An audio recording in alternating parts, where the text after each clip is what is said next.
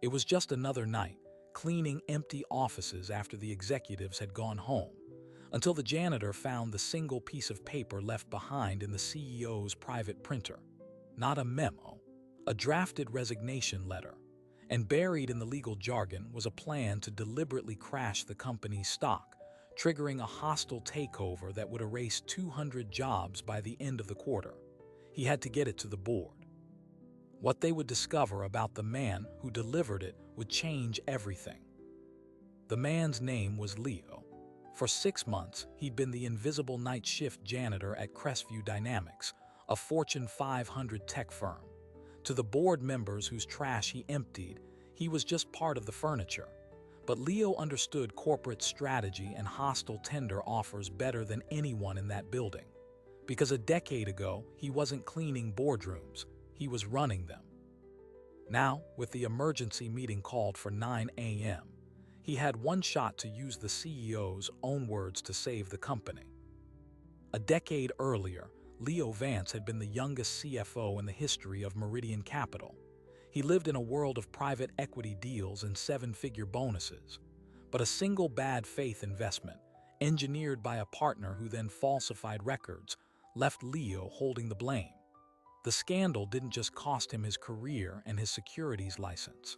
It cost him his wife, who couldn't withstand the financial collapse and the public shame.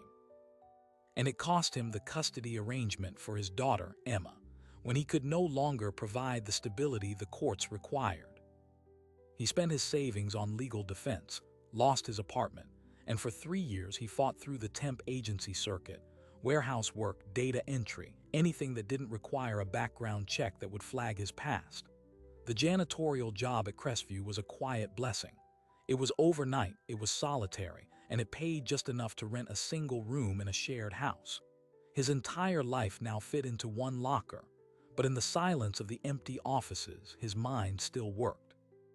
He read the financial reports left on desks, tracked the company's stock performance on his phone during breaks, and understood exactly what the declining quarterly numbers meant.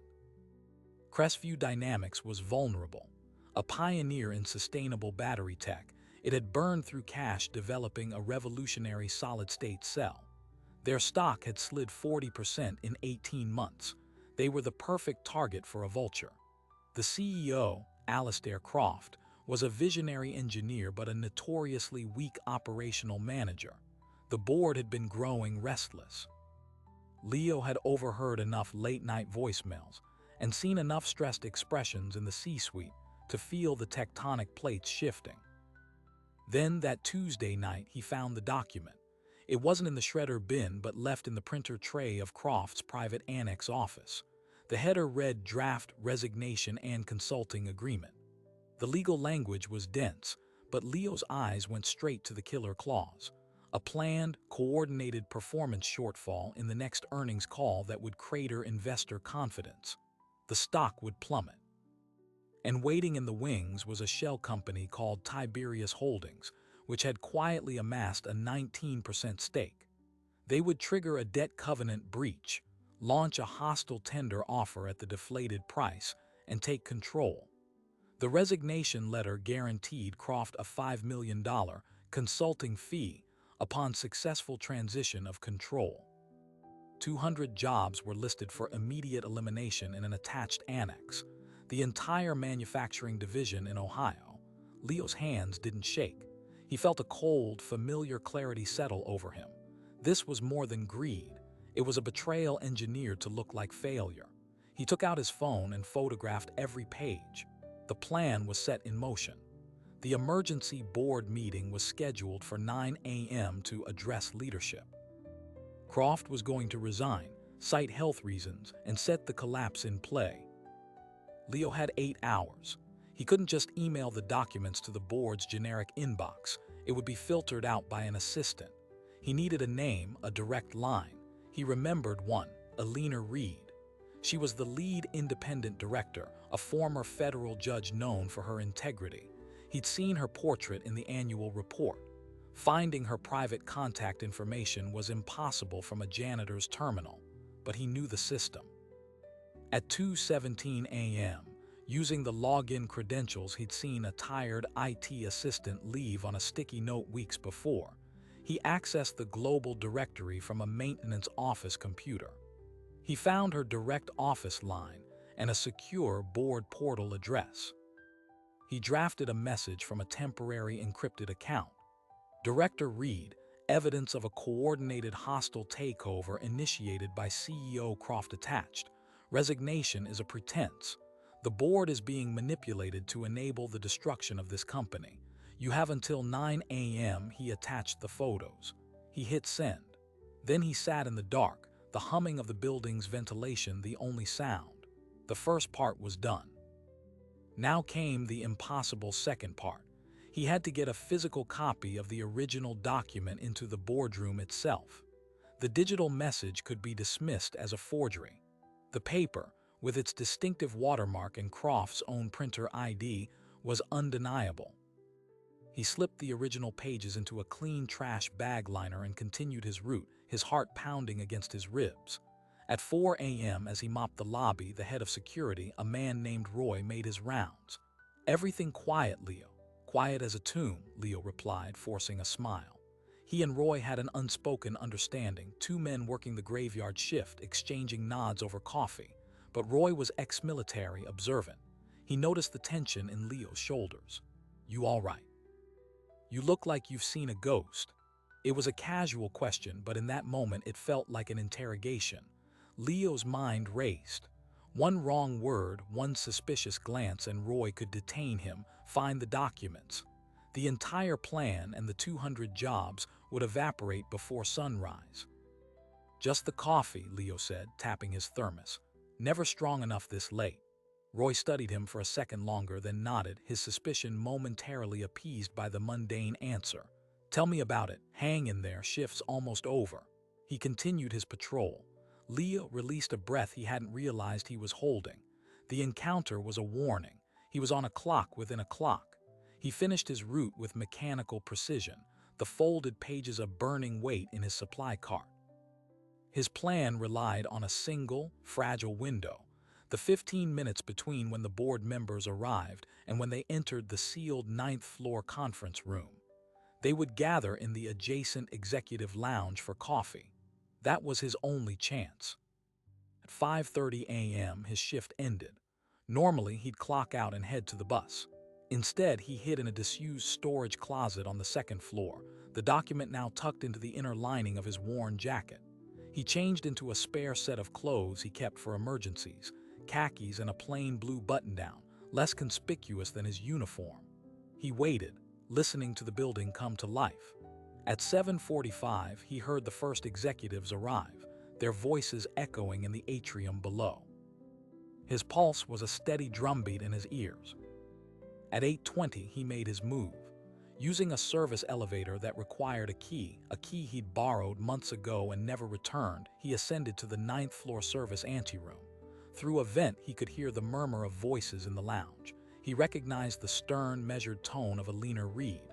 "I received a highly disturbing communication overnight," she was saying. "I've asked Alistair to join us separately. We need to discuss this before he arrives."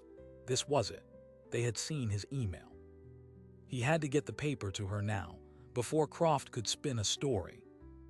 His original plan to slip it to an assistant was impossible. He had to walk into the lion's den. He smoothed his shirt, took a deep breath, and pushed through the service door into the hallway. He was immediately face-to-face with a junior board member, a venture capitalist named Davis, who was on his phone. "Can I help you?" Davis asked, looking Leo up and down with clear confusion. Leo didn't break stride. "Maintenance. Check on the telecom line for the conference room." He used the tone of voice he'd once used to dismiss junior analysts, bored, authoritative, leaving no room for question. Davis, distracted by his call, simply waved him through. The door to the executive lounge was ajar. Leo could see the back of Alina Reed's gray-suited jacket. He pushed the door open. 7 faces turned to him. The room fell silent. "I'm sorry, this is a private meeting," said the chairman, a man named Peterson. Leo's eyes locked on Alina Reed. He pulled the folded document from his jacket. "My name is Leo Vance. I work the night shift in janitorial. I found this last night in the CEO's printer. You received digital copies. This is the original." He stepped forward and placed the papers directly in front of Judge Reed. "The takeover is scheduled for today. Your meeting is the trigger." The silence was absolute, broken only by the rustle of paper as Reed picked it up. Her eyes scanned the first page, then the second. Her expression, already grave, turned to granite. She looked up at Leo, not with gratitude, but with piercing scrutiny. "How did you get this?" "It was in the printer tray. I was cleaning the office." "And you accessed the board directory to email me?" she asked, her voice dangerously quiet. Leo didn't flinch. "Yes." Peterson, recovering, sputtered, "This is a massive breach. Security should be called." "They should," Reed said, still looking at Leo. "But not on him, not yet." She held up the document. "This is authentic. I've seen Croft's letterhead. This is the confidential board printer watermark. This wasn't forged in a janitor's closet." She turned to the group. "Alistair isn't resigning. He's executing a putsch, and Tiberius Holdings is the weapon." The room erupted. Arguments about procedure, about lawsuits, about the stock price. Through the chaos, Reed's eyes never left Leo. "You understood this," she stated, tapping the complex merger clause. "You explained it in your email with terminology this document doesn't contain." "How?" Leo knew the moment of reckoning had come faster than he'd hoped. "Because I've seen this playbook before, from the other side." He gave them the bare bones. Meridian Capital, the false scandal, the lost license. He kept his daughter out of it. When he finished, the board members stared at him as if seeing a ghost. The disgraced CFO turned janitor was now the sole source of truth, standing between them and corporate oblivion. Peterson was the first to break the stunned silence. "This is extraordinary. And your motives? Revenge? A reward?" Leo shook his head, a weary anger finally breaking through his calm. 200 people in Ohio have no idea they're about to be unemployed to enrich a man who's already worth $200 million. My motive is that the math is wrong, and someone had to correct it." Before anyone could respond, an assistant rushed in, pale. "Mr. Croft has arrived. He's in the hall. He knows there's an unscheduled meeting. He's demanding to be let in." The dynamic shifted instantly. The theoretical was now in the hallway. Reed acted with judicial speed. "Peterson, you and Davis go out, delay him. Say we're in a preliminary discussion about the earnings guidance. Buy us 10 minutes. She turned to Leo. "You stay in here." It wasn't a request. As two board members left to intercept the CEO, Reed gathered the others. "We have the evidence, but Croft will deny. He'll say it was drafted as a hypothetical or that Leo planted it. We need leverage beyond the paper. Tiberius Holdings. Who are they?" A board member named Chen, a tech specialist, was already on his tablet. "Shell Company, registered in Delaware. The trail is a maze of holding companies, but the ultimate beneficiary, it's a single-family office. The Vard Group." The name hit the room like a physical blow. The Vard Group was notorious. A vulture fund that specialized in distressed assets, famous for ruthless efficiency and litigious aggression. If they were behind Tiberius, this wasn't just a takeover, it was a dismantling. Their model was to acquire, strip intellectual property, sell off divisions, and liquidate the carcass. The 200 jobs were just the first line on a long list. "We can't fight Vard in a shareholder war," Chen said, a note of despair in his voice. "They have deeper pockets and no conscience." Leo, standing by the wall, spoke again. "You don't fight them on their terms, you expose them. The SEC has rules about disclosure of beneficial ownership in a takeover attempt. If Vard has been secretly amassing shares through Tiberius without proper filing, that's securities fraud. It freezes everything." All heads turned to him. Reed's eyebrow arched. "You think they've violated reporting thresholds?" "I'd bet my last dollar on it," Leo said. "It's their pattern. They stay below the radar until it's too late to stop them. The 19% stake, that's a magic number. It's just below the 20% threshold that triggers a mandatory public filing in many debt covenants. They didn't pick it by accident."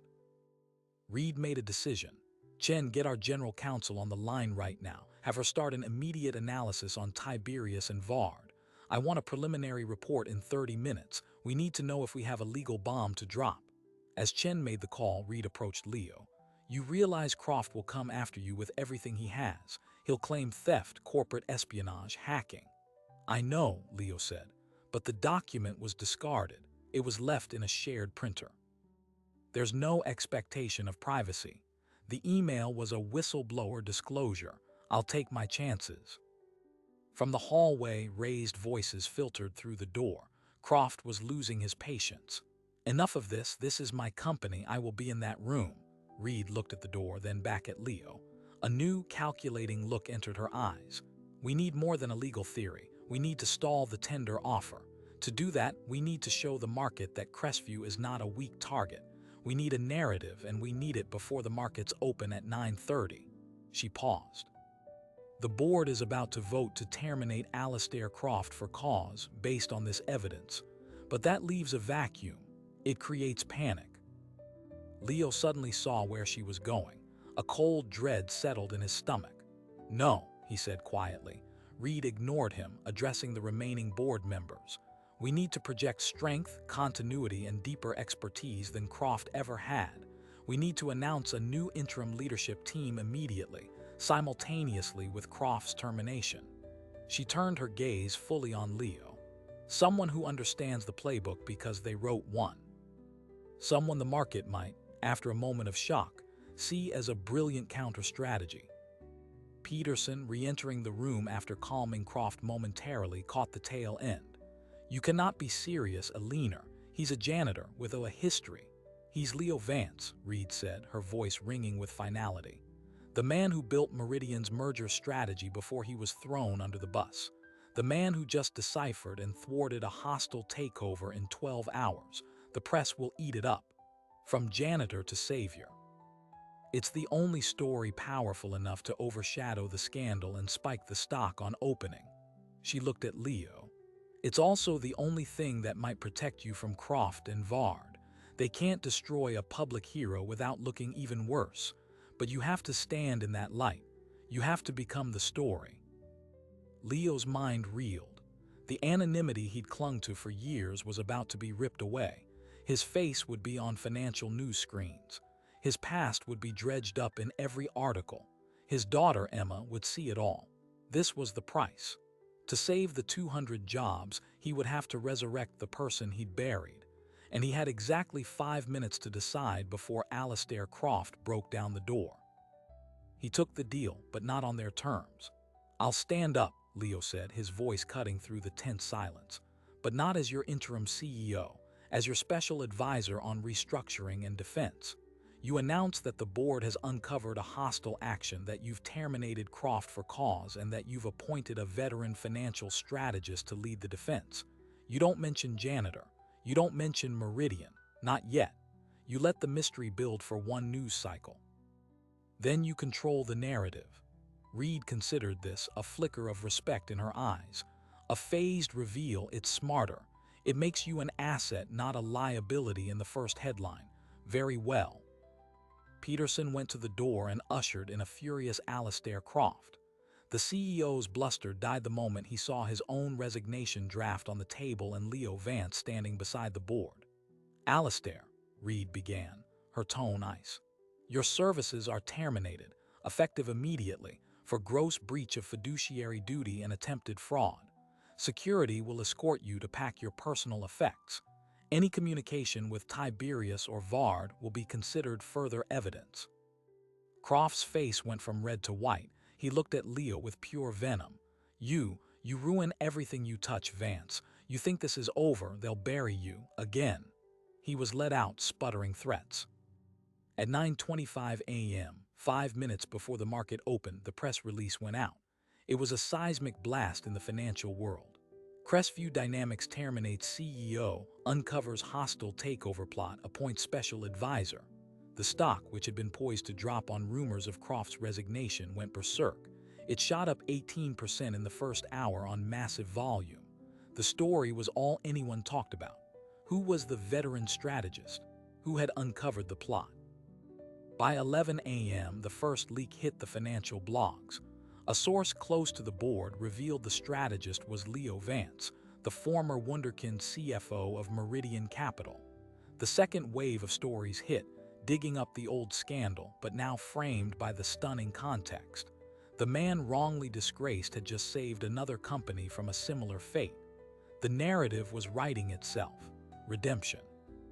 Alina Reed gave a masterful interview on Financial News at noon, confirming Leo's role as advisor and hinting at a deeper, more troubling connection between the failed leadership and the predatory fund. She was laying the groundwork for the Vard revelation. In a temporary office, Leo watched the screens, a surreal feeling washing over him. The phone rang. It was the general counsel. "Leo, we found it. Tiberius crossed the reporting threshold. Vard has been slowly buying through multiple brokers for months. They failed to file a Schedule 13D. It's a clear violation. We're drafting the SEC complaint now." It was the legal bomb. Filing it would trigger an immediate investigation, freezing Tiberius's ability to acquire more shares and potentially forcing them to divest. It was their first real weapon. But at 1:15 p.m., the counterattack began. A law firm representing Alastair Croft issued a statement alleging Leo Vance had stolen confidential documents and hacked the company's system to frame the CEO in a bid to reclaim corporate power. It included a carefully edited clip of security footage showing Leo at a maintenance office computer in the early morning hours. It looked damning. Simultaneously, a series of vicious articles appeared, not about the takeover, but about Leo's past. They dredged up every detail of the Meridian collapse, painting him not as a victim, but as the architect who had escaped justice. The tone was set. The janitor was a scheming grifter. Worse, at 2 p.m., Leo received a call on his new temporary company phone. The voice was smooth, cold, and familiar. "Leo, Peter Driscoll." Leo's blood ran cold. Driscoll was the former partner at Meridian who had fabricated the records that destroyed him. "I see you're back in the game, or trying to be. Here's the thing. You walk away from Crestview today, cite personal reasons, health, whatever, and this all goes away. The stories stop. Croft drops his suit. You fade back into whatever hole you crawled out of." Leo's grip tightened on the phone. "You're with Vard." Driscoll laughed softly. "I'm a consultant. I recognize talent. What you did was actually impressive, but the game's over. You're out of your depth. You can be a hero for a day, or you can be destroyed permanently this time. And we both know you can't survive another destruction. Think about your daughter, Leo. Really think." The line went dead. They had found his pressure point. Emma. She was 14 now, living with her mother in another state. He hadn't spoken to her in over a year, the distance too painful. Now, his reemergence would drag her into a tabloid nightmare. The personal cost of his stand was becoming catastrophically clear. He was facing not just a corporate enemy, but the very man who had ruined him, now backed by a billion-dollar fund with no limits. Alina Reed found him staring out the window. "The Driscoll call," she guessed. Leo nodded. "They're connected. The man who set me up at Meridian is now working with the fund trying to take over Crestview. This isn't a coincidence, it's a pattern. They find a vulnerable company, compromise a key executive, and then move in. I wasn't just a random fall guy at Meridian. I was the obstacle they needed to remove before they could pick it apart. They're doing it again." The revelation reframed everything. Leo's past wasn't just personal history. It was a piece of a larger, darker machine. Reed's expression was grim. "Then this is bigger than one takeover, and you're not just a witness, you're evidence." She made another decision. "We're moving up the timeline. We hold a press conference at 4 p.m. You stand with me. We announce the SEC filing against Vard, and you tell your story, all of it. You connect the dots between Meridian and Crestview. You put Driscoll's name in the public record. You turn their attack into your testimony." It was the nuclear option. It would make him the primary target of one of the most ruthless financial entities in the world. But it was also the only way to shift the battle from a corporate squabble to a story of systemic corruption. Leo thought of the 200 jobs in Ohio. He thought of the employees at Meridian who had lost everything. He thought of Emma and the world she would inherit if machines like Vard always won. "Okay," he said, his voice quiet but firm. "Let's do it." The press conference was a media earthquake. Reed, steely and authoritative, laid out the legal case. Then she introduced Leo. He stepped to the podium, no longer in janitor's clothes, but in a borrowed suit that felt like a costume. He looked into the blinding lights and began to speak. He talked about finding the document. He talked about the 200 families. Then he said, "But this isn't the first time I've seen this playbook. My name is Leo Vance. Years ago, I was the CFO of Meridian Capital. I was blamed for a fraud that was orchestrated by a man named Peter Driscoll. Today, that same man called me on behalf of the Vard Group to threaten me into silence. This isn't just business. This is a predatory system that destroys lives and companies for parts, and it ends today." The room exploded with shouted questions. The story went supernova, leaping from the business section to the front page. As they left the podium, Reed's phone buzzed. It was Chen. He looked pale. "Eleanor, we just finished a deeper forensic trace on the money flow into Tiberius. The initial capital, it didn't just come from Vard," he swallowed. "It was rooted through a charitable trust, the Peterson Family Foundation." Reed went very still. Chairman Peterson's foundation. The board chairman had been secretly funding the hostile takeover from the beginning. The enemy wasn't just at the gate. He had been in the boardroom directing the defense the entire time. The silence in the hallway was absolute. Eleanor Reed looked from her phone to Chairman Peterson, who was smiling nervously, unaware of the bomb that had just detonated. "Gregory," she said, her voice dangerously calm. "A word in private now." The smile faltered. He followed her into a small breakout room, Leo close behind.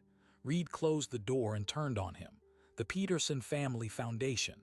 Care to explain its investment in Tiberius Holdings?" Peterson's face drained of color. That's a private charitable trust. Its investments are confidential. Not when they're used to fund a hostile takeover of a company where you serve as chairman," Leo said, stepping forward. "That's a textbook conflict of interest. It's a breach of your fiduciary duty so severe it's criminal." Peterson collapsed into a chair, the facade of the concerned chairman crumbling. It wasn't personal, it was business. The company was failing, Croft was incompetent.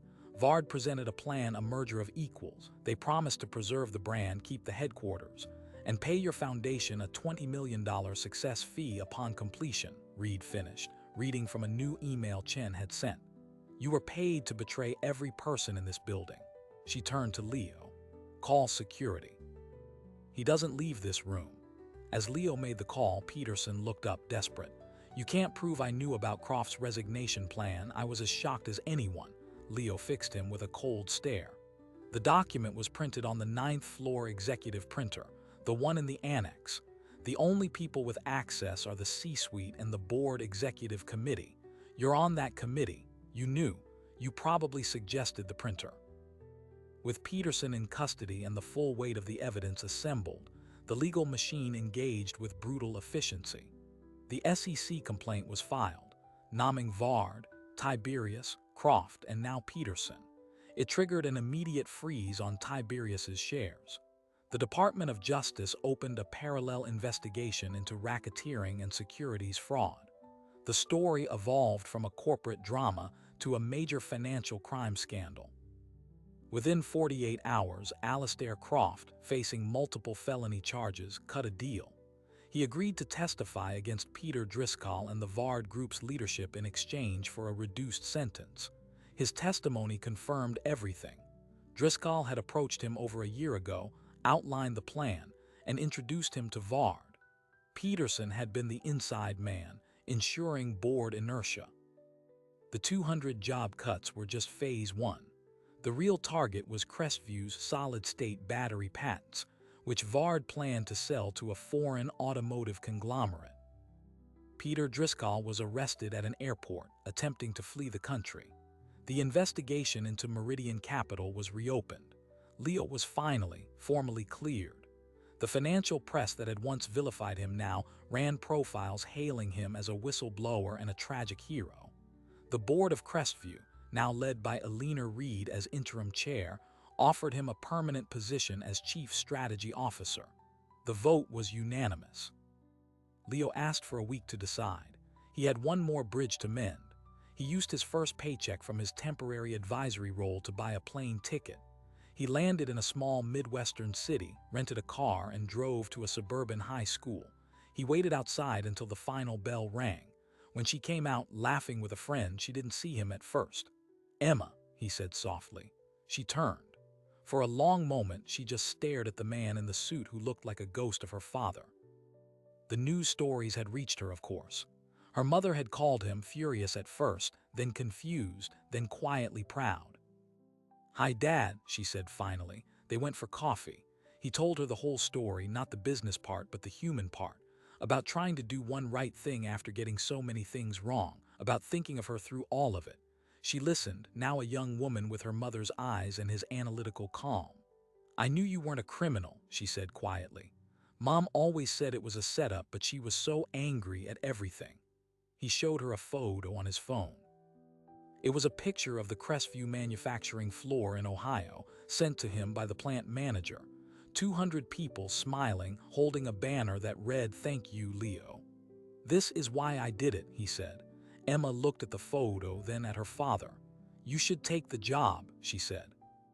He did, but he negotiated unusual terms. His salary would be competitive, but a significant portion was diverted to fund a corporate ethics and worker retraining program. He insisted the Ohio plant not only stay open, but receive investment to become a center of excellence. He also mandated that a non-voting employee representative be given a seat in all board meetings. Alina Reed agreed to it all. The final surprising detail emerged a month later during the DOJ's deep forensic audit. The money trail from the Peterson Foundation didn't just lead to Vard. A small, recurring payment also went to a private security firm. This firm had been hired years ago to conduct background surveillance on a list of individuals. One of those names was Leo Vance, during his time at Meridian. The pieces snapped together with chilling clarity. Driscoll hadn't just framed Leo with paperwork. He had hired people to subtly manipulate circumstances, to plant doubts, to ensure Leo was in the wrong place at the wrong time. The destruction of Leo's life had been a deliberately outsourced operation. This discovery added conspiracy charges to Driscoll's indictment. For Leo, it was the final, grim validation. His fall hadn't been an accident of fate or a personal failure. It had been a professional hit. A year later, Crestview Dynamics was thriving. Its stock price had recovered and stabilized. The solid-state battery project, with focused leadership and proper funding, was nearing a breakthrough. Leo stood at the window of his modest office, not in the executive suite, but on the third floor near the engineering teams. He preferred it. On his desk was a framed photo of Emma, and next to it, a simple, folded piece of paper in a clear sleeve. The original resignation letter, his daily reminder. Alina Reed, now permanent chair, knocked and entered. The Department of Justice just called.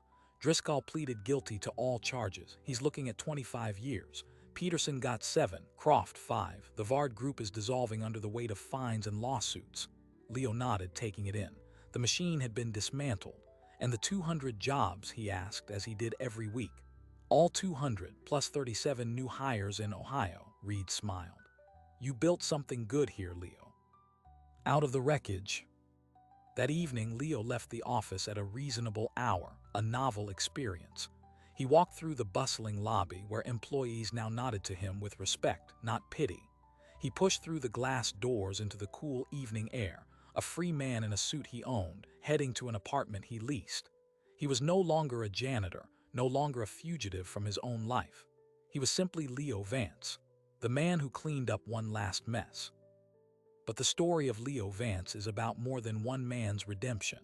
It's a stark reminder of how fragile our systems can be, and how much they depend on the courage of individuals we often never see. The mechanisms of power, whether in a boardroom or on a trading floor, are designed to be complex, to obscure, to intimidate. They count on silence. Leo broke that silence, but he didn't do it as a powerful executive. He did it from the lowest rung, with everything to lose and nothing to gain but the chance to be right. This story forces us to ask a difficult question. How many Leos are out there right now? How many people, carrying untold expertise and quiet integrity, have been pushed to the margins by a system that discarded them? And what potential sits unused in the night shifts, the service jobs, the invisible roles that keep our world running? Leo's journey from the corner office to the janitor's closet and back again exposes a brutal truth. Talent and morality are not determined by title, and often they are found in the last places we think to look. His victory wasn't just saving a company. It was restoring a fundamental idea that every person has worth and that experience, even painful experience, has value. The 200 jobs in Ohio were saved because one man remembered what it was like to lose everything. The board was cleansed because one woman, Judge Reed, chose to listen to an improbable messenger. The chain of corruption was broken because someone was willing to connect the dots across a decade of deceit. We live in a world that often celebrates the loudest voice in the room, but this story reminds us that the most important truths are sometimes whispered by the person emptying the trash. It asks us to look beyond the resume, beyond the suit, and to recognize that heroes don't always wear the expected uniform. They are the ones who, when faced with a choice between easy silence and difficult action, choose to act, even when the cost is everything. If this story of hidden identity and quiet courage resonated with you, if it made you think about the unseen value in the people around you, then do us a favor. Tap the like button and subscribe to our channel. We dedicate ourselves to bringing you more narratives that explore the profound impact of ordinary people in extraordinary circumstances. Share your thoughts in the comments below. Have you ever witnessed an unexpected act of integrity that changed everything? We read every comment, and we truly love hearing your stories. Thank you for watching. Remember, the next time you walk past someone doing the jobs we never see, consider the story they might carry. And never underestimate the power of paying attention. Until next time.